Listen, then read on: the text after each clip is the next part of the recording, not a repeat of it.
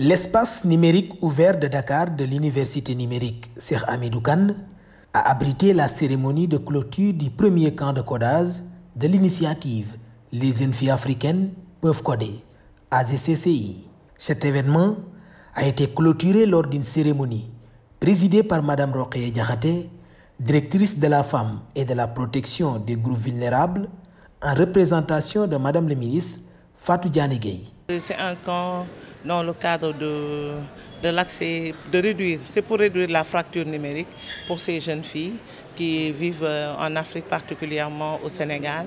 Et dans ce cadre-là, ces filles ont été formées pendant tous ces jours-ci avec l'aide de tous les partenaires que je viens de citer tantôt et qui leur ont permis aujourd'hui non seulement d'avoir des connaissances sur le numérique, mais au-delà de cette connaissance-là, ils ont eu à avoir des connaissances en estime de soi, donc en compétences de vie, et au-delà de des connaissances en compétences de vie, ils les ont formés en vie de société. Donc c'est un camp qui vraiment arrive à son terme et vraiment qui a été très bien apprécié par la première cohorte, et on espère bien que les autres cohortes vont suivre. Oui, nous sommes dans le cadre de la mise en œuvre d'un projet, le projet AJCCI, African Girls Can Code. Donc ça veut dire les filles africaines peuvent coder, appuyé par l'Union africaine, ONU Femmes et également Siemens. Donc ce projet contribue à former les jeunes filles de la tranche d'âge de 17 à 25 ans afin d'améliorer leur accès au numérique et leur intégration au niveau des TIC. Cette initiative de ONU Femmes, en collaboration avec plusieurs ministères, vise à former des jeunes filles au codage numérique, contribuant ainsi au renforcement de leur potentiel dans les domaines du numérique. Pendant 10 jours, une cinquantaine de jeunes filles ont été formées en codage numérique sous la supervision de formateurs expérimentés. C'est un camp qui s'est déroulé sur 10 jours avec l'appui de nos partenaires. Donc nous avons le ministère de la Femme, de la Famille et de la Protection des enfants, le ministère de la Communication, des Télécommunications et de l'Économie numérique et le ministère de l'Enseignement supérieur, de la Recherche et de l'Innovation. Et nous avons été accompagnés par Polaris Asso pour la mise en œuvre de ce camp de codage. L'objectif, c'est d'appuyer les filles à devenir programmeuses, à intégrer l'éthique et peut-être de poursuivre même des carrières dans cette thématique.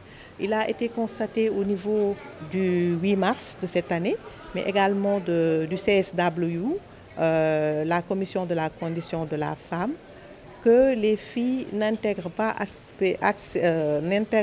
assez cette thématique et qu'il y a un gap à résorber. Raison pour laquelle ce projet vient appuyer les filles afin qu'elles puissent être formées, être capables d'intégrer ces thématiques.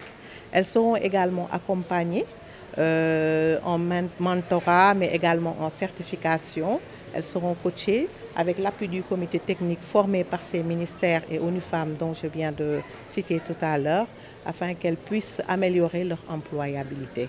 Il s'agit d'une 50 filles dans la première cohorte, et ces 50 filles-là ont connu vraiment pendant ces 10 jours, je l'avais dit tout à l'heure, une formation intense qui a été très bien suivie, et vraiment elles ont eu vraiment des acquis particuliers dans le domaine du numérique. La démocratisation des techniques de l'information et de la communication constitue de nos jours un moyen pour les femmes et les filles de développer une culture entrepreneuriale et de s'autonomiser durablement. À cet égard, le ministère de la Femme, de la Famille et de la Protection des enfants décide ainsi d'élargir cette initiative en formant au total 1000 jeunes filles sénégalaises. Il s'agira de former 50 filles dans chaque région, d'où un total de 700 filles.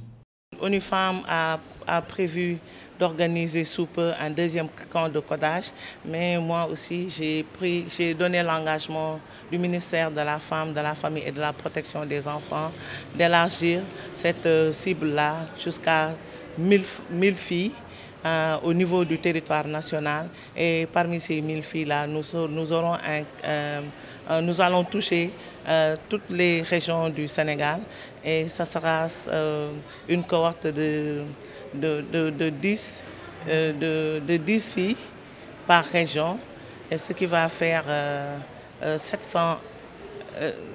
50 filles par région, ça va faire 700 filles et il va rester 300 filles et qui vont respecter les critères de ONU Femmes. Mais au-delà de ces 700 filles, nous aurons également une cohorte de 300 filles qu'on va sélectionner selon un critère d'inclusion sociale et de vulnérabilité. C'est une annonce que nous saluons et que nous magnifions. Parce que comme elle vient de le dire, ONU Femmes impulse seulement et ce sont les partenaires gouvernementaux qui capitalisent et qui continuent le suivi. Donc c'est une excellente initiative et nous nous mettons à disposition pour accompagner cette initiative-là.